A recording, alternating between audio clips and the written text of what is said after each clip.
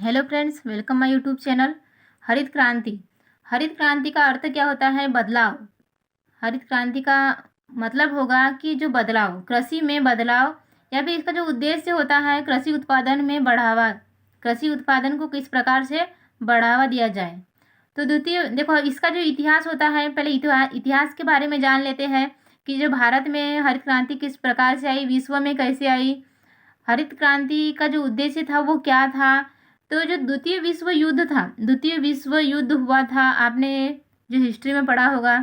तो द्वितीय विश्व युद्ध में जो अमेरिका था, अमेरिका ने जापान के ऊपर परमाणु बम गिरा दिया था। जो अमेरिका ने जापान के ऊपर परमाणु बम गिरा दिया था। तो जो जापान पूरी तरह से बर्बाद हो चुका था, जापान पूरी तरह से बर्बाद हो चुका था। तो अमेरिका ने सोचा कि जो देखो, मेरी वजह से जापान पूरी तरह से बर्बाद हो चुका है, तो मैं क्यों न जापान में हरित क्रांति लाऊं। या फिर जापान में उन्होंने क्या किया कि अपने जो वैज्ञानिक थे, जो अमेरिकी वैज्ञानिक थे, सिसिल सैलमन को जापान भेजाया गया। सिसिल सैलमन को मतलब जापान में कृषि सुधारक के लिए जापान भेजाया गया। जापान में इन्होंने एक गेहूं की किस्म मिली। जो सिसिल सैलमन थे, सिसिल सैलमन को जापान में गेहूं की किस्म मिली, नोरिस। इसे फिर से और एक बार देख लेते हैं। जो हरित क्रांति थी, हरित क्रांति का जो इतिहास था, तो इसमें जो अमेरिका था,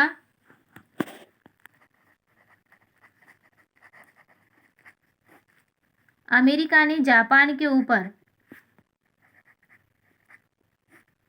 अमेरिका ने जापान के ऊपर परमाणु बम गिराया था। तो जापान पूरी तरह से बर्बाद हो चुका था। तो अमेरिका ने सोचा कि देखो, मैंने जापान को तो पूरी तरह से बर्बाद कर दिया हूँ, तो मैं इसका फिर से पुनः निर्माण कराना चाहता हूँ। अमेरिका ने सोचा कि मैं जापान का फिर से पुनः निर्माण कराना चाहता हूँ। तो अमेरिका ने जापान अपने एक वैज्ञानिक को भेजा, जिनका नाम था सिसिल सैलमन।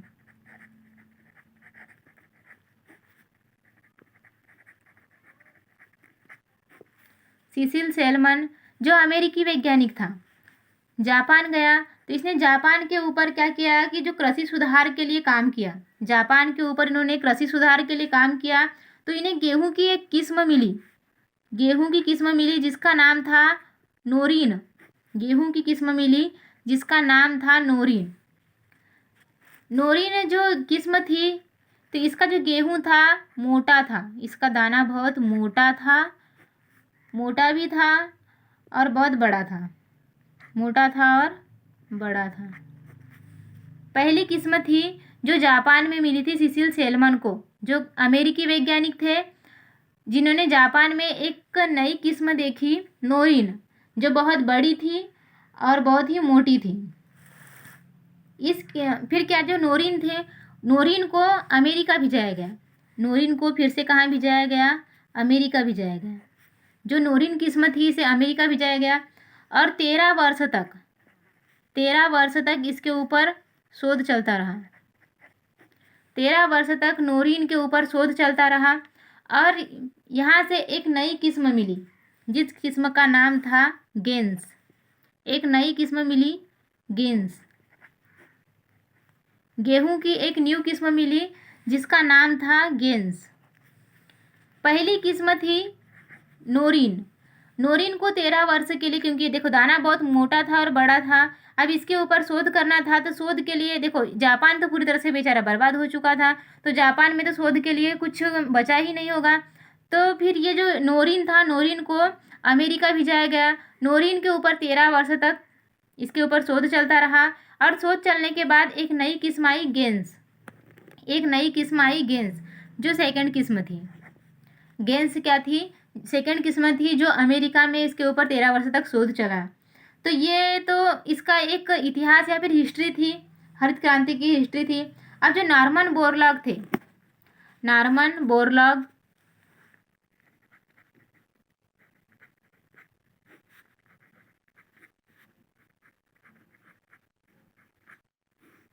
ये अमेरिकी वैज्ञानिक थे। जो नॉर्मन बोरलॉग थे,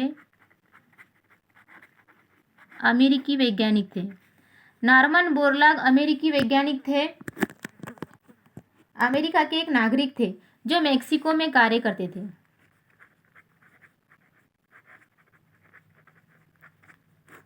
मेक्सिको में कार्यरत थे। अमेरिकी वैज्ञानिक नॉर्मन बोरलॉग मेक्सिको में कार्यरत थे। अमेरिकी वैज्ञानिक नॉर्मन बोरलॉग मेक्सिको में कार्यरत थे। मेक्सिको के कहाँ पर? कृषि अनुसंधान में कार्य करते थे।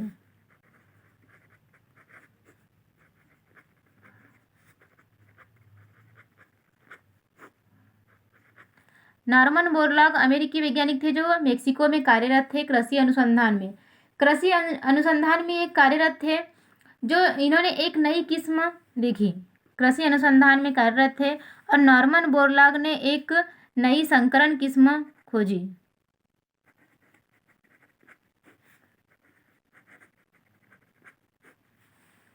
एक नई संकरण किस्म खोजी जिससे एक बौना पौधा प्राप्त हुआ। एक पौधा प्राप्त हुआ जो कैसा था? बौना था। बौना पौधा प्राप्त हुआ। ठीक है। तो जो अमेरिकी वैज्ञानिक थे, अमेरिकी वैज्ञानिक मेक्सिको के कृषि अनुसंधान केंद्र में कार्य करते थे। कृषि अनुसंधान केंद्र में कार्य करते थे जिन्होंने एक संकरण किस्म की खोज की जिससे एक बौना पौधा प्राप्त हुआ। जो नॉर्मन बोरलॉग थे इन्होंने एक नई किस्म खोजी जिससे एक बौना पौधा प्राप्त हुआ। तो जो मेक्सिको है, मेक्सिको से ही क्या हुआ? हरित क्रांति का प्रारंभ हुआ था। जो हरित क्रांति था, हरित क्रांति का प्रारंभ कहाँ से हुआ था? मेक्सिको से हुआ था। जो नॉर्मन बोरलॉग थे वो अमेरिकी वैज्ञानिक थे, लेकिन जो मेक्सिको से हरित क्रांति का प्रारंभ हुआ क्योंकि वो मेक्सिको के कृषि अनुसंधान केंद्र में कार्यरत थे। तो इनका जो परिणाम था, जो नॉर्मन बोरलॉग का जो परिणाम था वो बहुत अच्छा था और इन्होंने अच्छा परिणाम दिया, इसीलिए इन्हें शांति का नोबेल पुरस्कार भी प्राप्त हुआ था। इन्हें शांति का नोबेल पुरस्कार मिला था।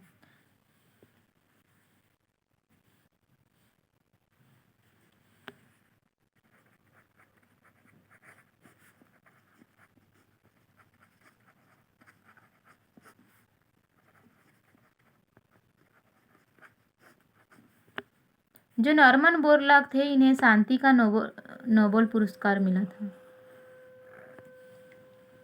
तो देखो, जो अमेरिकी वैज्ञानिक थे नॉर्मन बोरलॉग जो मेक्सिको के कृषि अनुसंधान में कार्य कर रहे थे, मेक्सिको के कृषि अनुसंधान से ही हरित क्रांति का प्रारंभ हुआ था।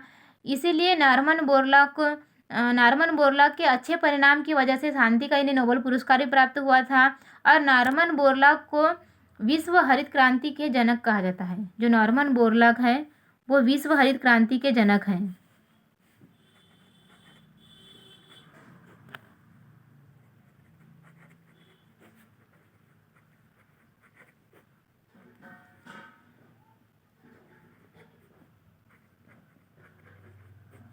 नॉर्मन बोरलॉग विश्व हरित क्रांति के जनक हैं।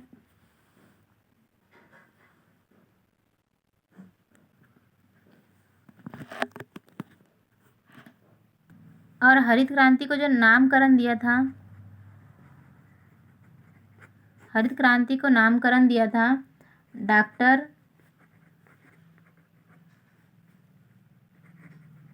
विलियम गॉड ने। हरित क्रांति को नामकरण दिया था डॉक्टर विलियम गॉड ने। जो नॉर्मन बोरलॉग है विश्व हरित क्रांति के जनक माने जाते हैं तथा नॉर्मन बोरलॉग से ये तो थी विश्व की हरित क्रांति, लेकिन जो नॉर्मन बोरलॉग है, नॉर्मन बोरलॉग से MS. Swaminathan MS.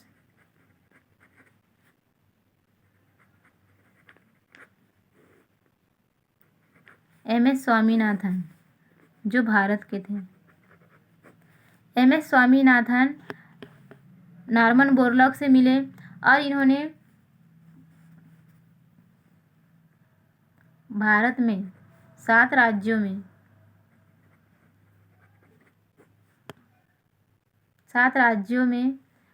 MS. Swaminathan Norman Borlaug से मिले और इन्होंने गेहूं की किस्म लाई तथा इन्होंने भारत के 7 राज्यों में इसका क्या क्या इसके ऊपर प्रयोग किया।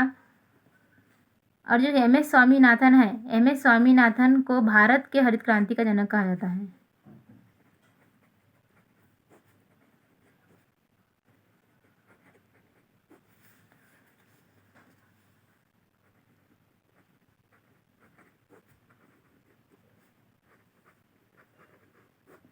भारत के हरित क्रांति के जनक हैं एम.एस. स्वामीनाथन।